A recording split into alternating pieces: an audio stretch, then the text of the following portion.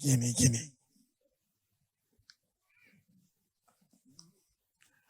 Bersyukur gak dalam hidup kita kenal Tuhan yang benar. Tangkap baik-baik. Dunia tidak semua mengakui Yesus Tuhan. Tapi dunia tidak bisa menyangkal bahwa pernah ada satu pribadi yang datang namanya Yesus di dunia. Artinya gini, sejarah mencatat itu. Kedatangannya, pertumbuhannya sampai matinya disaksikan. Artinya Yesus bukan dongeng. Itu penting.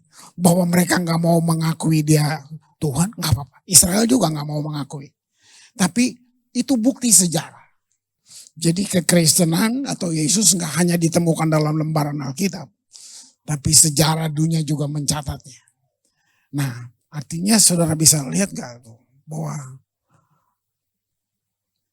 masa kamu mau ikut orang yang tawarin surga tapi dia nggak dari surga, bahkan dia nggak pernah ke surga. Jauh. Pikirin baik-baik. Wow, lihat itu. Oke, ini persiapan saya, ini perenungan saya gitu. Allah berinkarnasi. Itu bukan kayak keharusan, saudara, bukan. Itu pilihan dia, gitu. Nggak ada wajibkan Allah untuk itu, enggak. Tapi sebenarnya melawan semua akal sehat. Sebenarnya kedatangan Tuhan cuma mau buktikan, menunjukkan kepada dunia bahwa betapa berharganya kamu. Coba. Mau debat, gak bisa. Kok Tuhan lu jadi manusia sih? Itu kan. Loh, gak sulit Allah jadi manusia. Manusia mau jadi Allah, jangan bercanda loh. Jangan coba-coba. Gitu. Nah, dalam frame kalian tentang worship, pengumumannya harus sorga yang kasih tahu. Malaikat nyanyi. Jadi bayangin. Hari ini itu pengumumannya. Telah lahir bagimu Kristus Tuhan di kota Daud. Nah, kata Kristus dari kurios, kalau diterjemahkan gini, penguasa sistem. Artinya gini, sejak kejatuhan, dunia sudah hidup dalam sistem yang salah. Pertama Adam di Eden, Adam hidup dalam hubungan cinta kasih dengan penciptanya, Tuhan. Kalian kalau renungkan ini, nggak bercanda saudara, ini tanah benda mati, tiba-tiba Tuhan hembuskan, di situ keilahian menyatu dengan tanah. Kata nefes hayah waktu udah bus, itu diterjemahkan gini, God's DNA. Malaikat gak punya. Itu manusia pertama. Nah, hubungannya tuh cinta kasih. Begitu jatuh, begitu manusia jatuh, begitu dosa masuk, hubungan berubah jadi perbudakan. Itu berlanjut masuk sampai ke dalam agama. Agama tuh religi, to bind, belenggu, perbudakan. Nah, perhatiin, wow, kamu lihat, salah satu risiko terbesar Tuhan waktu dia buat manusia. Ini risiko terbesar. Apa? Dia taruh kehendak bebas, free will di dalam saudara. Itu. Risikonya berarti gini, ciptaan bebas menolak pencipta. Tapi sekaligus kabar baiknya, free will itu kualitas terbesar dari semuanya. Sehingga waktu kita pilih percaya dia, bukan diancam, bukan dipaksa. I will trust, saya mau. Itu. Lihat itu. Waktu saudara menyembah, bukan diancam, ditakut-takutin. Tadi Yohanes sempat bilang, Bapakku mencari penyembah. Kenapa? Karena langka. Jadi kita bukan menghampiri Tuhan seperti menyembah para dewa dan yang lain, Tuhan-Tuhan yang lain. No. Penyembahan itu terminologinya connected with God. Kalau kamu tidak punya hubungan, kamu nggak bisa nyembah dia. Itu bukan penyembahan, kamu cuma nyanyi. Penyembahan terjadi karena kamu kenal dia. Jadi sebenarnya ini kata ini sangat mempengaruhi saya. Wah. Jadi kita gampang banget, itu agama. Saya mengasihi Tuhan. Benar? Kamu nggak bisa mengasihi Tuhan sampai kamu mengalami kasihnya dulu. Baru kamu bisa bilang kamu mengasihi dia. Itu. Your number one purpose in life. Itu. Let God love you. Kalau enggak bohong, kita nggak bisa bilang mengasihi Tuhan. Dia nggak kelihatan. Main-main perasaan nggak bisa. Kamu harus mengalaminya. Jadi Kristen tanpa mengalami jumpa, kita sedang gagal jadi Kristen. Kita beragama Kristen aja. Nah ini cuma catatan sejarah aja yang saya lihat. Nah mari lihat lagi. Hubungannya dengan worship tadi. Tahu gak? Yang nyanyi malaikat. Orkestra sorga. Nyanyiannya sederhana banget. Ini bukan sekolah minggu saudara. Kemuliaan bagi Allah di tempat yang itu gini saya bilang, tahu nggak? Itu kayak garpu tala sorga dibunyikan, nada dasar sorga dibunyikan. Tadi kita worship, kita mesti sesuaikan nada dengan chord yang dia kasih. Worship leader mesti tahu nada dasarnya apa, baru nyanyi supaya kita sama semua. Waktu Yesus datang ke dunia, garpu tala sorga dibunyikan. Nada dasarnya itu kemuliaan bagi Allah di tempat yang maha tinggi. Artinya gini, mau damai di bumi, muliakan Tuhan. Itu nada dasarnya. Nah, jadi waktu bilang telah lahir, kurios, artinya gini, penguasa sistem. Dunia udah hidup dalam sistem yang rusak. Pertanyaannya hari ini, walaupun kita ngaku gereja, organisasinya, semuanya. Apakah kita hidup dengan sistem dari dia, kerajaan Allah, atau sistem dunia? Saudara yang mengaku percaya, apakah kamu menjalani hidupmu hari-hari dengan sistem dunia atau sistem dia? Orang Kristen hidup dengan dua dunia, yang fakta yang kelihatan, tapi ada satu dunia yang gak kelihatan. Tapi itu lebih real dari apa yang kelihatan. Waktu 70 murid diutus, mereka pulang sukacita banget. Yesus bilang gini, aku melihat iblis jatuh seperti kilat. Yesus lihat yang mereka gak lihat. Artinya gini, waktu kamu percaya, kamu sedang berjalan, kamu hidupi iman. Kamu tahu gak, ada satu dunia di atas. Satu dimensi yang terbatas. Itu milik setiap orang percaya. Kita punya dua dunia itu. Wow. Cuman itu dia. Masing-masing kamu yang tahu jawaban itu. Benarkah saya seperti itu? Kalau Kristen tanpa pengalaman jumpa, ya kita beragama. Ini seorang sejarawan, Athanasius, Bapak Ortodoksi, dia uskup Alexandria. Dia yang bilang begini, Yesus itu sabda kekal yang melaluinya Tuhan menciptakan dunia.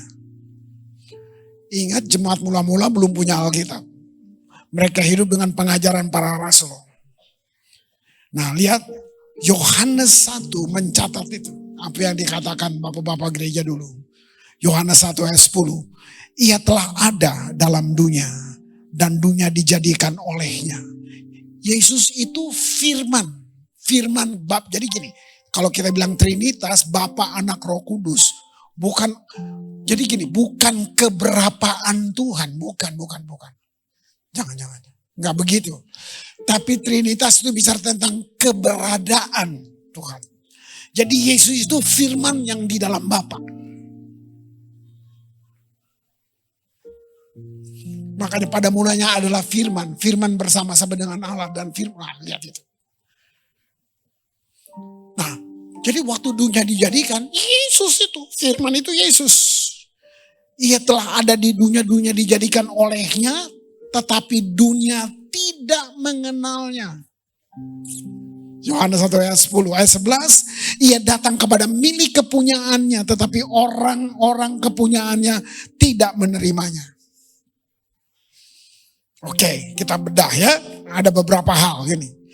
Ada beberapa pemahaman penting dari Yohanes 1 ini aja. Dunia dijadikan oleh dia, itu yang pertama.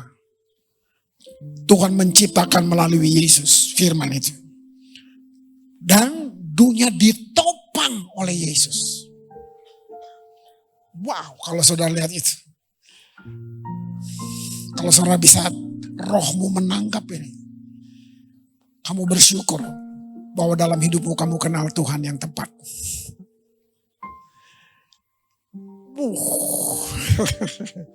Gitu. Nah, yang kedua, dibilang ini, ia telah ada dalam dunia. Gitu. Dia memilih untuk masuk ke dalam dunia. Kenapa? Kalau orang nggak diterangi, mereka nggak ngerti. Ini kalau ini direkam ditutup aja dulu, karena ini dialog. Ya, artinya saya dengan ketemu orang-orang yang, kok Tuhan lu mati sih Chris, gitu. Mati. Kan dia Tuhan. Ya, kamu tuh enggak. Kita sedang melawan akal sehat. Enggak perlu debat. Ada selaput yang menutupi. Kamu boleh pintar, tapi untuk sampai di sini, ini satu dimensi yang butuh intervensi Tuhan untuk kamu bisa ngerti. Ya, itu. Ia ada dalam dunia. Wow, dia mesti datang ke dunia ini. Dia mesti jadi manusia. Sehingga kalau enggak, bagaimana kamu mau percaya? Dia pernah jadi manusia. Dia ngerti manusia. Dia ngerti kamu. Itu satu-satunya. Bahkan dia bukan mati untuk kamu. Dia mati sebagai kamu. Ada enggak yang kayak gitu? Artinya nggak mungkin dia nggak mengerti kamu sampai segitunya. Wow. Nah, ada satu statement ini, kasih yang tak terbalas. Tadi bilang dia datang tapi dunia tidak mengenalnya. Artinya gini, kemuliaan Yesus kayak hilang karena dunia menolak dia. Saya sebutnya dengan kasih yang tidak terbalas. Tahu nggak, ini pengalaman manusia yang paling menyakitkan, kasih yang tidak terbalas. Sebelum kamu ngalamin, Yesus yang adalah Allah mengalami itu.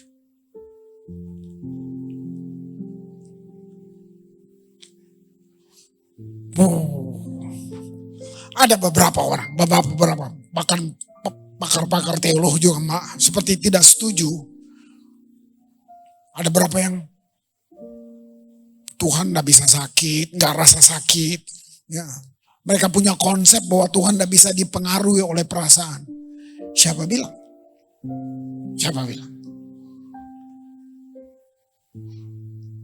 Nah gini, saya bebas dengan tafsiran. Tapi saya perlu punya dasar pijak yang gak bisa diganggu dengan apapun. Gitu.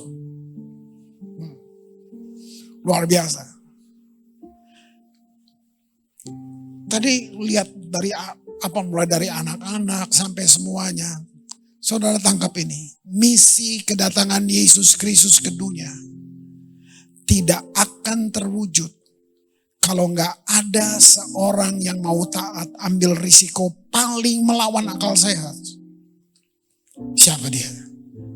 Maria, gadis desa.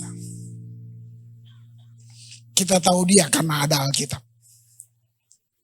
Siapa yang tahu dia dulu? Satu respon yang sangat sempurna. Tadi baru dibacakan. Jadilah kepadaku menurut perkataan itu. Malaikat datang. Kamu sedang mengandung dengan bagian seorang anak. Yesus. Itu kan. Wow. Melawan akal sehat kan. Dari mana? Bayangin. Gadis desa kuliah di mana dia? Kamu lihat jawabannya. Jadilah padaku. Nah ini yang saya bilang, kita hidup dalam satu dunia yang dibilang satu dimensi spiritual. Semua kita punya itu. Ya. Kamu bisa melawan apa saja. Kita bukan berhenti di keselamatan, saudara. Bukan. Sudahlah, yang penting selamat. Aduh. No. Apa coba Yesus datang? Apa? Untuk membawa kita menggenapi yang Adam belum genapi. Itu tujuan dari semuanya. Apa? Kerajaan Allah turun di bumi. Itu orang percaya memerintah. Take authority. Itu. Kita hidup, itu sistem kerajaan Allah. Kalau enggak, ya kamu dimakan nama sistem. Udah sistem Pak, selesai. Lalu mana Yesusnya? Ini. Kekristenan tanpa ini, apa bedanya dengan yang lain? Allah kita supernatural. Kalau kita biasa-biasa aja, ada yang salah.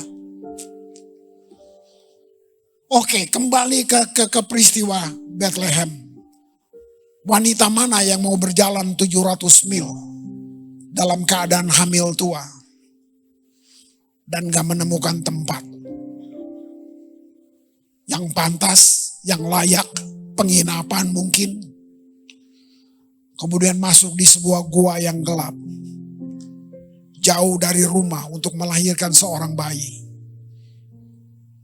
Kedatangan Tuhan, kedatangan Juru Selamat, tandanya kayak biasa, bayi, kain lampin, palungan. Makanya orang sulit percaya, Tuhan datang, tabrakan planet-planet kayak apa gitu kan, bintang Orion jatuh kayak, biasa. Coba pikir. Kalau Yesus lahir di istana, kamu gak ketemu dia. Kamu gak layak datang ke istana. Cuman raja-raja yang datang ke situ. Dia lahir di kandang yang paling hina, supaya orang yang paling hina bisa ketemu dia.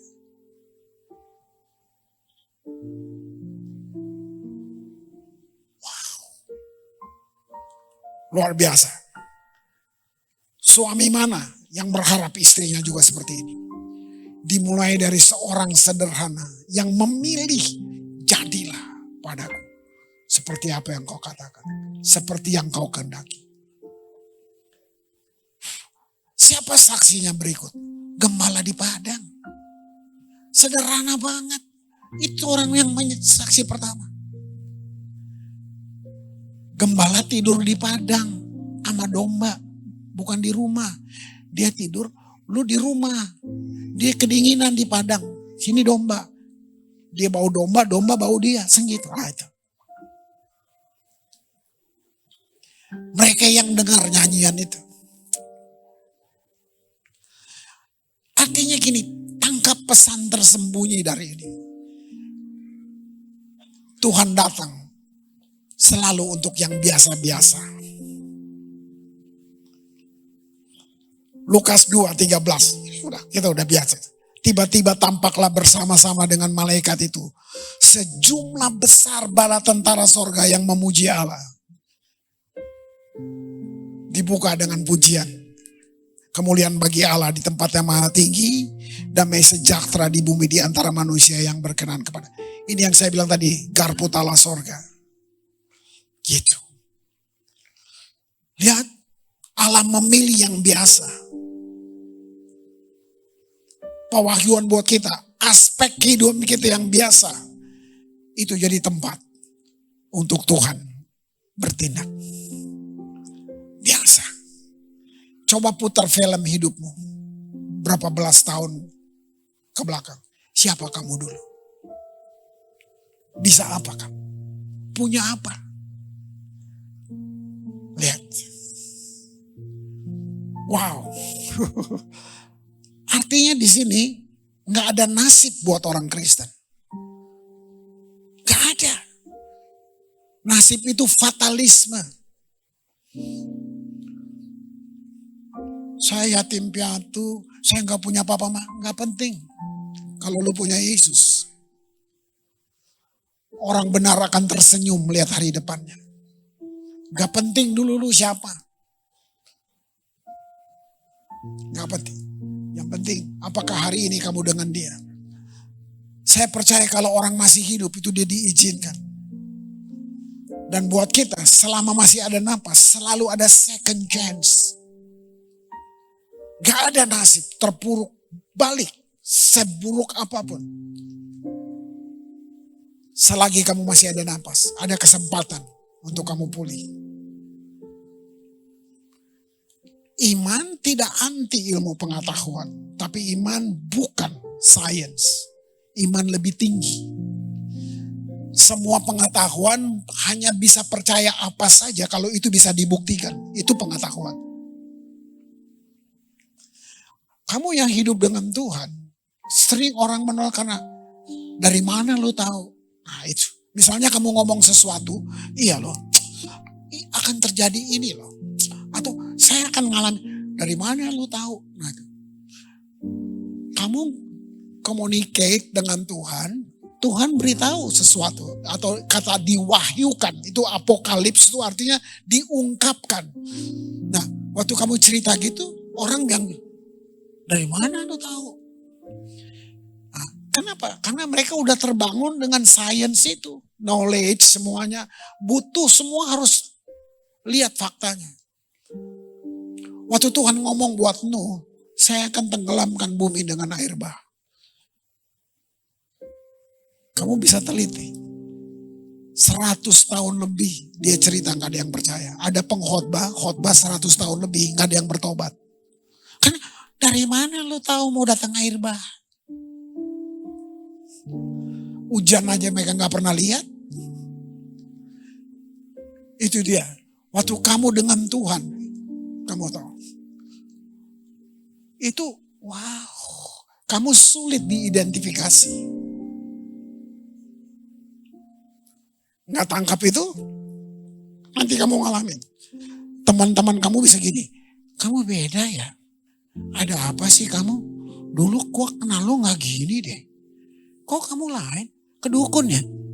Kenalin dong dukunnya gak? Tapi itu dia, kamu gak bisa diidentifikasi. Gini, angin bertiup kemana ia mau. Kamu mendengar suaranya. Tapi kamu tidak tahu kemana dia pergi. Apa angin di situ? Holy Spirit. Waktu kamu berjalan dengan dia. Itu dia. Kamu sulit, even keluarga kamu. Orang dekat kamu. Heran lihat kamu. Ya saya mencap bagi banyak orang aku seperti tanda ajaib. Ya, itu dia. Kalau enggak kita apa ya, gereja, tapi spiritnya kayak yatim piatu. Itu. Ngapain kalau jemaatnya yatim piatu, gerejanya pantai asuhan. Ini apaan yang gini? Gak usah ikut Yesus. Orang paling kaya di Indonesia gak Kristen tuh.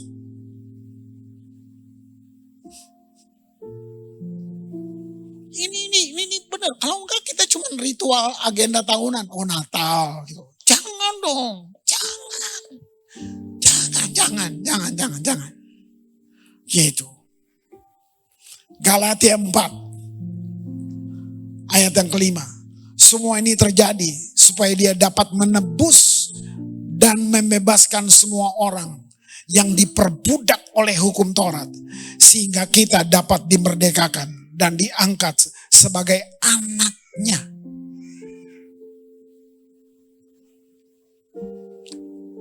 Ada sekian banyak kisah semua orang mau bilang punya saya paling benar. Ini kalau kita ngomong kepercayaannya. Semua agama buktikan apa aja. Tapi sangat gak masuk akal.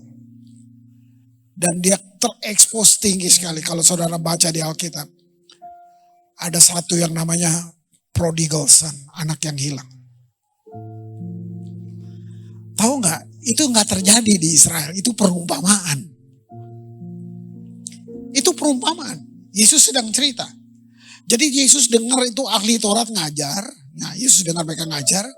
Terus Yesus bilang gini, Bapak saya nggak gitu, kamu salah ngajarnya. Nih gua cerita ya, ada satu bapak punya 2 anak. Yang bungsu kurang ngajar banget, dia belum mati udah minta warisan.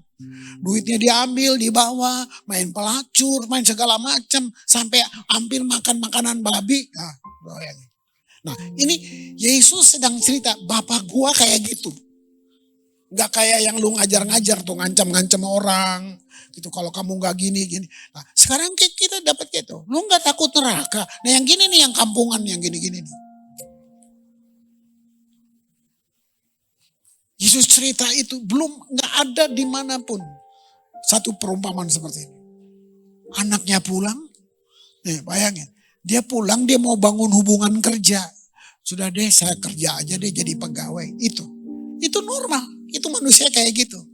Tahu gak waktu dia pulang? Bapak bilang, bikin pesta. Kasih sepatu, kasih cincin.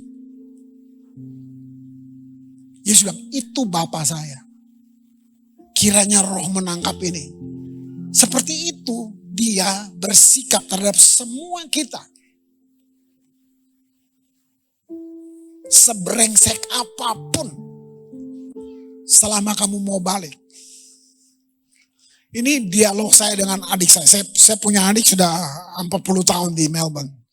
Dia gembala. Dia master Calvin Evangelical.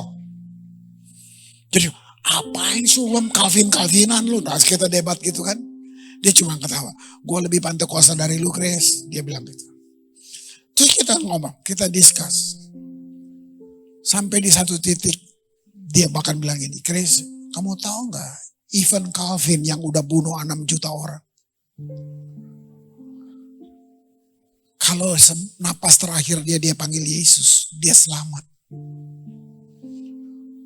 Untuk berapa detik saya kayak, wow, Tuhan sebaik ini kah kamu? Yes. Ya.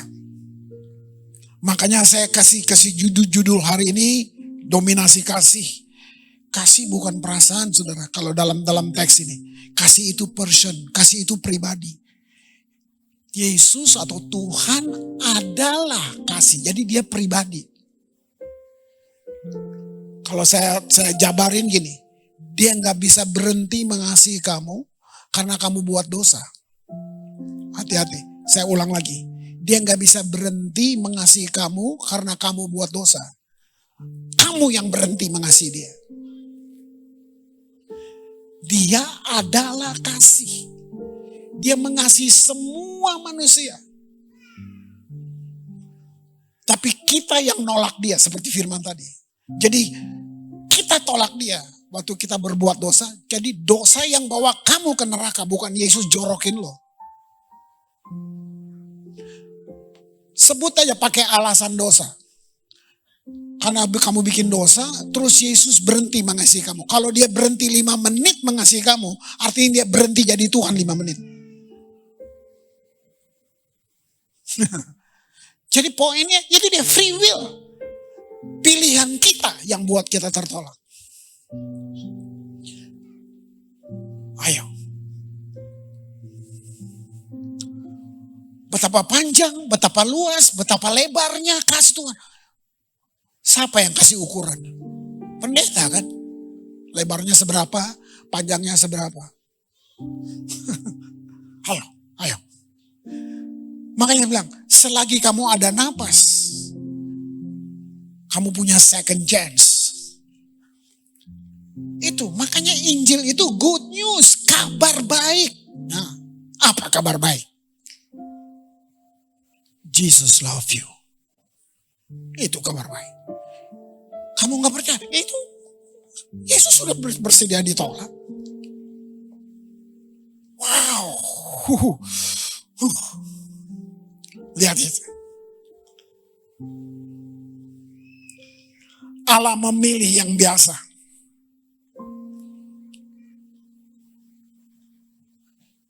Buat saya sebagai hamba yang melayani, saya ngerti ini. Mengertinya maksud gini, saya dibukakan lah. Chris, Kalau kamu mau lihat Tuhan optimal, dia nggak menahannya, tapi yang menahan itu keangkuhan kamu. Setiap kita yang melayani, waktu kamu berhenti dengan keangkuhanmu, kamu akan lihat pintu terbuka buat kamu.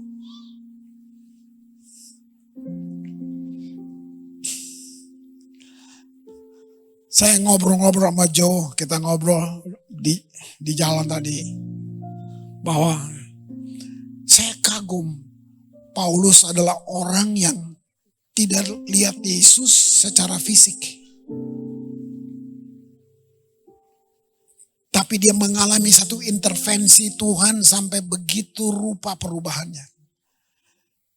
Murid terbaik Gamaliel, kuliah di Tarsus itu kalau sekarang lu kira-kira lu di Amerika lah. Lu kuliah di mana? Wah itu bilang Tarsus. Wah, orang hebat nih. Kaya nih. Murid terbaik Gamaliel. Wow. Tapi kamu lihat penulis kitab terbanyak di Perjanjian Baru. Nggak ada dia ceritain tentang Gamaliel. Guru saya bilang gini, nggak ada. Seluruh cerita dia cuma tentang Yesus. Dia nggak cerita prestasi kampusnya. Ini tulisan dia, yang ku kehendaki adalah mengenal dia. Dia nggak bilang, saya mau jadi rasul lebih besar, mau bisa bangkitin banyak orang mati. Enggak, mengenal dia dan kuasa kebangkitannya. Nggak ada sedikit pun dia banggain dia. Dia bilang, semuanya ku anggap sampah karena pengenalan akan Kristus. Kalian yang muda, ini boleh, nggak kritik apa boleh, nggak harus telan mentah-mentah, boleh. Cuman saya mau bilang gini, kenapa nggak optimal ya dia dengan kita? Jangan. Apa beda student sama disciples?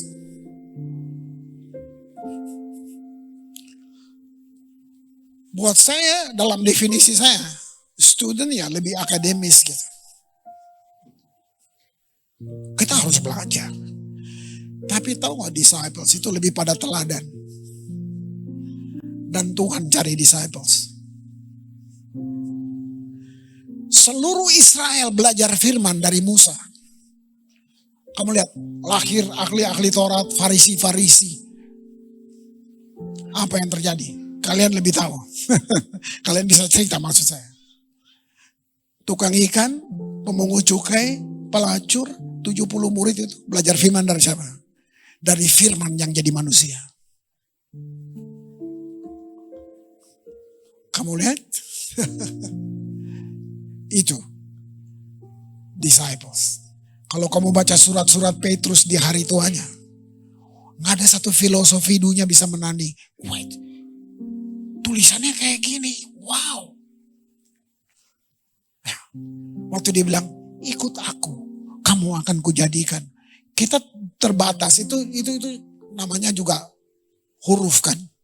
Tahu gak maknanya Yesus bilang ini, ikut aku, kamu akan kujadikan apa? Kujadikan berkualitas. Ini kabar baik buat saudara. Tutup tahun ini, jalanin tahun depan. Dunia punya berita pasti akan gini, terserah. Kamu mau gak hidup dalam sistemnya dia? Apa? Berita surga apa? Semua yang terbaik sedang menunggu kamu di depan. Loh iya. Nah, saya gak bohong. Semua nabi bernubuat dan mereka udah mati. Mereka gak lihat nubuatannya. Tahu gak? Kamu dan saya sedang hidup di zaman untuk menggenapi nubuatan-nubuatan itu. Ini. Kalau enggak, udah. Kita ditutup, kita diikat, kita ditarik masuk dalam sistem dunia itu. Yohanes 15 ayat 14. Kamu adalah sahabatku. Masya. Nah ini, roh-roh amasya itu yang mesti usir. Percaya gak kalau Tuhan, kamu sahabatku. Siapa yang sombong? Gubernur apa temannya? Ngaku loh. Kamu sahabat Tuhan.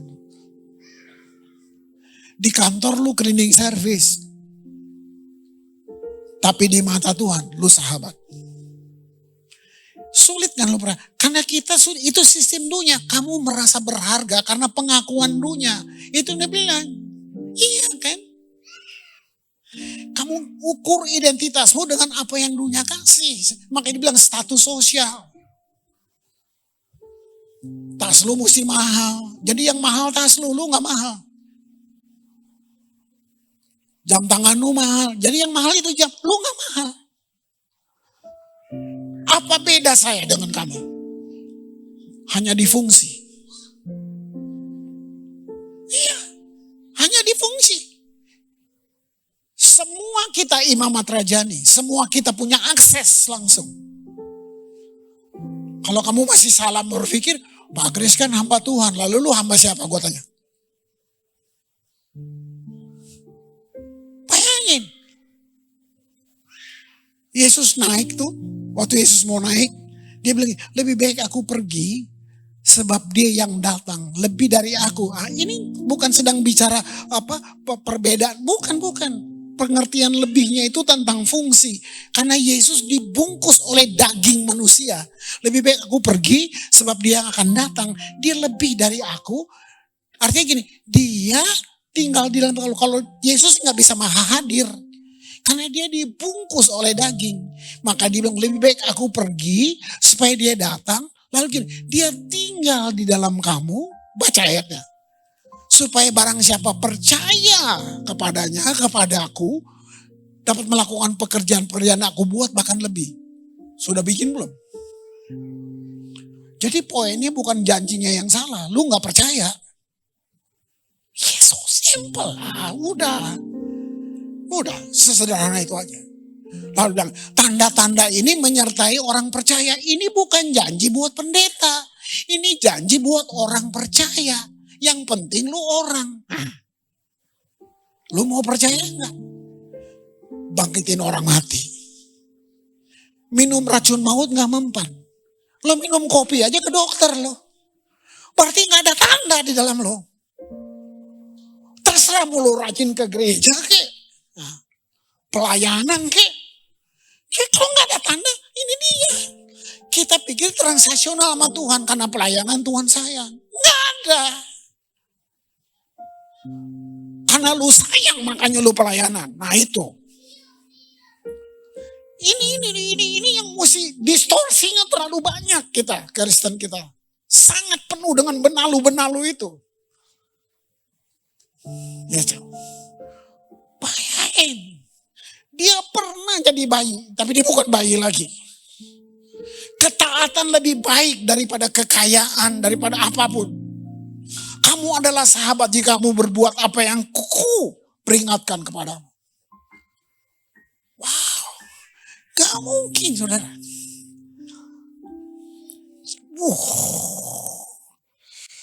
Yohanes 15:9, seperti Bapa telah mengasihi aku, demikianlah aku telah mengasihi kamu. Berarti gini, sama standarnya seperti Bapa mengasihi Yesus, demikian aku. Nah, kamu lihat gak tuh?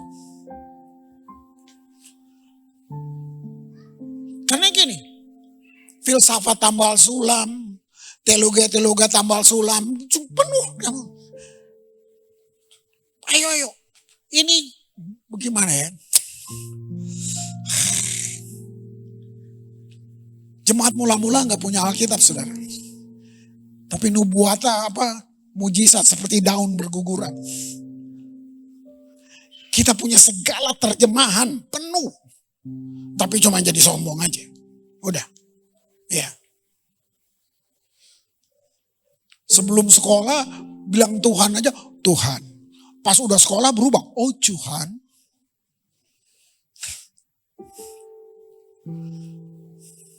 Lihat itu. Wah. Kasihnya bagi kita sepenuhnya dari dirinya. Persahabatan. Tuhan tuh yang dia mau bangun. Makanya begitu jatuh, hubungan berubah jadi perbudakan. Wih, tahu gak Yesus tebus kita? Semua raja di dunia pakai mahkota termahal untuk membuktikan bahwa mereka berharga. Betapa berharganya raja ini. Sebut aja di mahkota mahkotanya hebat. Yesus pakai mahkota duri. Jelek saudara. Sedikit aja ya. Kasih waktu dikit aja. Saudara tahu dah. Duri gak ada pada penciptaan awal. Begitu kejatuhan. Duri itu kayak konsekuensi dari dosa. Sebab Tuhan yang bilang. Akan tumbuh semak duri. Berarti dulu belum ada. Sebelum ada dosa. Sehingga kamu dengan berpeluh keringat akan mencari makan. Itu konsekuensi dari dosa. Itu duri. Nah tapi kamu lihat orang kita, dia bangga. Ini keringat gua loh, kutuk. Tahu gak waktu Yesus sedang dalam penyiksaan. Itu Romawi menghina dia. Mereka seperti mau menyembah. Itu penghinaan. Lu raja ya. Terus mahkotanya dibikin dari duri. Itu ditaruh, dipukul. Kamu tahu gak hancur seluruh saraf tuh kalau secara waras ya, secara itu. Tangkap pesan ini. Itu kutuk, itu konsekuensi dari kutuk. Jadi Yesus bukan cuma dosa, konsekuensinya dia pikul. Kutuk.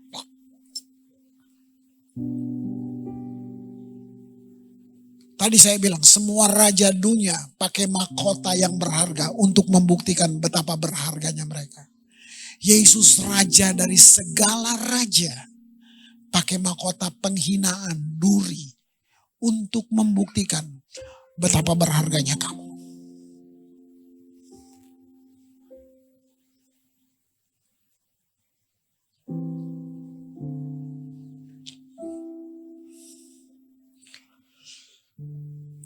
Di dalam satu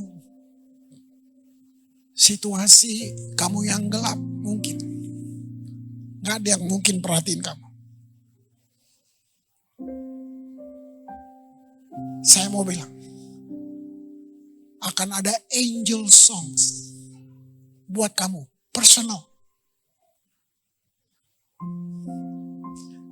Saya sudah ketemu saudara. Orang yang maki-maki Tuhan. Saya ketemu. Saya ketemu orang yang di pub lagi mabok dilawat Tuhan. Pendeta gak mau ke situ, Yesus ke situ. Nangis. Saya ketemu. Kunci kamar maki-maki Tuhan.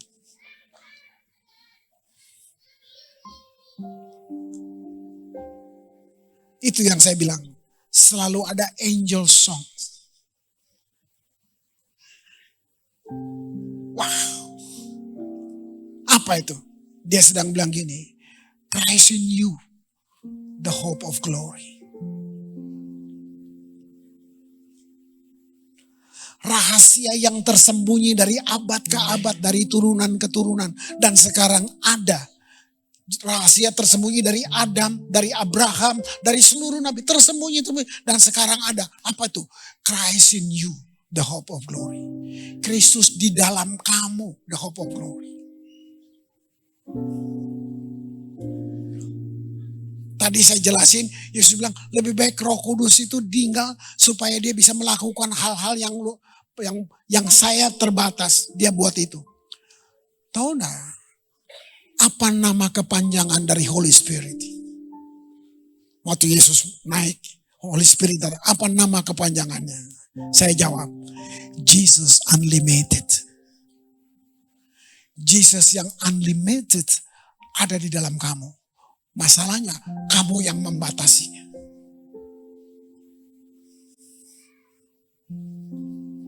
Kamu yang membatasinya.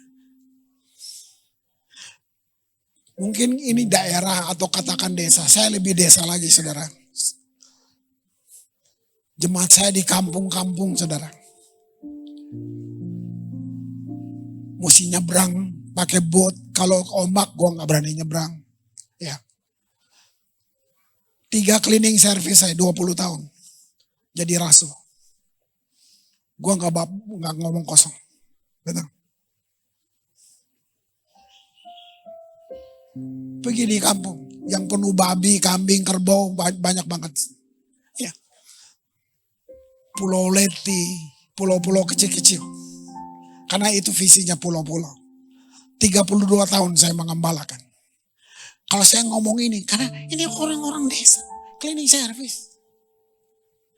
Tapi mereka bawa jiwa semuanya lebih banyak dari Kristus. Gua cuma cuma malu. Bahkan lintas agama masuk, yang gak masuk akal buat saya. Kalau doa panggil Tuhan gini, love you, minta hujan, turun hujan. Saya, wow. Di situ saya sedang lihat. Wow. Oke. Lihat ini. Ini ayat terakhir. Ayo, supaya kita nggak cuman, Natal yuk kita merayakin. Segala ini nggak ada artinya. Kecuali kamu pulang. Bawa dia. Kamu ngobrol sama dia. Ya. Tadi saya dengar kesaksian tadi kamu tentang mama dan semuanya. Saya terharu banget, maksudnya. Saya melihat kamu sedang jujur dengan diri kamu. Kamu bukan lagi kurang ajar. Tuhan nih kenapa? Itu bukan kurang ajar. Kamu lagi jujur. Cuman Tuhan yang bisa kita ngomong begitu.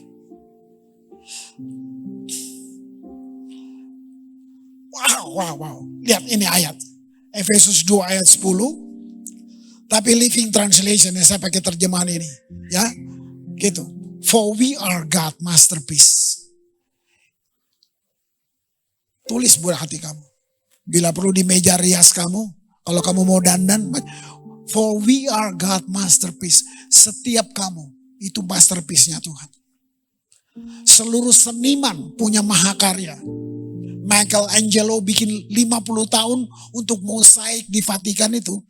Itu mahakaryanya. Johann Sebastian Bach, Beethoven, Mozart, mereka punya mahakarya semuanya. Keren kah? Oke. Tahu gak mahakarya Tuhan bukan bintang Orion? Mahakarya Tuhan, kamu. New in Christ Jesus, itu identity. Bukan pangkat, bukan posisi. No. Identitas kamu. New in ciptaan baru. Itu. Bapak fungsimu cuma jualan kue. Bodoh amat. Tapi secara spirit, kamu new in Christ Jesus. Lihat. So we can do the good things. Ini kemampuan ilahi, saudara. Bukan kamu. So we can do the good things He planned for us long ago. Saya tutup dengan kalimat ini. Jangan nilai dirimu berbeda dengan yang Tuhan nilai. Iblis yang nipu. Kamu gak layak. Itu kunyuk sih iblis itu. Setelah saya melayani dia, saya baru sadar loh. Iblis tuh panjang sabar loh. Kita yang emosian. Dia panjang sabar. Dia tunggu kapan lu nikung. Dia nunggu banget. Nah kayak gitu. Dia bapak penipu segala zaman. Dia selalu bilang, nanti loh, condemnation, intimidation, itu bukan Tuhan. No. Kamu gak belajar. Gak ada, gak judging. Bukan. Roh Kudus apa? Yohanes baca 6. Menginsafkan kita akan dosa. Bukan judging. Kedua, memimpin kita pada seluruh kebenaran. Itu karya dia. Itu jobnya dia. Selalu bawa kita. Menginsafkan, memimpin pada menginsafkan. Itu. Selama lu masih ada nafas, itu yang dia buat. Di gereja yang terjadi penghakiman. Makanya mafia lebih kompak dari kita. Jangan pura-pura kudus. Lu ngaku aja. Nah, ayo. Lihat itu. Sebagai tim, bisa gak kita kompak? Jangan bangun hubungan pelayanan. Jangan. Kita berhubungan karena sama-sama. Enggak. Nanti kamu lihat hasilnya. Wow. Kita adalah mahakarya ciptaan Tuhan. Keren gak? Dia sudah ciptakan kita gini. New in Christ Jesus itu berarti gini. Dia sekali lagi kamu dijadikan. Kita itu yang bilang lahir baru itu. Dalam Kristus. Supaya kita dapat melakukan pekerjaan-pekerjaan baik Yang sudah dirancangnya. Yang sudah gitu. Apa terakhir? Mari worship team boleh naik. Ya. Apa terakhir? Apa hasil dari worship? Apa hasil dari penyembahan? Apa hasil dari Yesus tebus lahir mati buat kita? Kebanyakan yang diajar gereja ya supaya lu masuk sorga. Sorga bukan tujuan, sorga tempat. Apa tuh? Kalau kamu baca ini, apa hasil? Ya apa tujuan Yesus mati tebus kamu? Nggak ada kepercayaan lain bisa bilang ini. You become like Jesus. Wow, loh, puncak peradaban manusia kita menikah dengan Kristus. Wih, kamu mempelai, lu kira biasa tuh? Bayangin, kamu menjadi seperti Kristus. Anak, sahabat, mempelai, itu puncaknya. Bayangin. Lalu ngapain? Memerintah dengan dia. Berarti apa? Ada otoritas kerajaan di dalam kita. Kamu bisa perintah. Maju di kantor, duduk, buka jendela, ngomong, speak word. Gak ada berkat yang jatuh di jalan kececeran hari ini buat saya. Nah, kenapa gak ngomong gitu? Kenapa? Iya kan? Kenapa? Berani gak bangun pagi, buka jendela, welcome problem. Udah lama lo gue incer, sadar. Maksudnya kan karena itu dia, sorry, kita korban dari pengajaran. Kita korban. Tuhan dah minta duit kamu. Dia minta the whole life, persembahkanlah hidupmu. Iya. Gimana lu bilang Tuhan pelihara dong? Lu gak kasih hidup lu, tapi lu minta dipelihara. Ini bukan tentang pelayanan.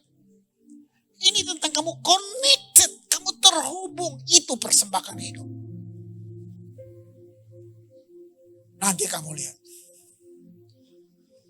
Oke. Kenapa gue emosi gini ya? Enggak. Sebenarnya kalian keluarga. Jadi saya gak mau masuk. Coba. Christ in you, the hope of glory. Coba kita diam sebentar. Gak tahu apa yang saudara. Saya gak mau ngatur. Dengar dulu mereka nyanyi. Jangan ikut nyanyi sampai kamu setuju ikut nyanyi. Karena hubungan bukan puisi. Hubungan itu bukan. Hubungan itu tentang keputusan kamu. Makanya penyembahan gak bisa disuruh. Apa hasil dari penyembahan? Keserupaan. Kamu menjadi seperti yang kamu sembah. Wow. Coba lu sembah duit. Kayak duit lu lama-lama. So simple. Saya bilang yang real aja. Ya, yuk. Supaya kita akhiri tahun ini semua dengan lembaran baru. Jangan izinkan penyakit ngatur kita. Nggak ada, jangan. Memang dunia yang jatuh, tapi kamu punya otoritas. Take authority itu.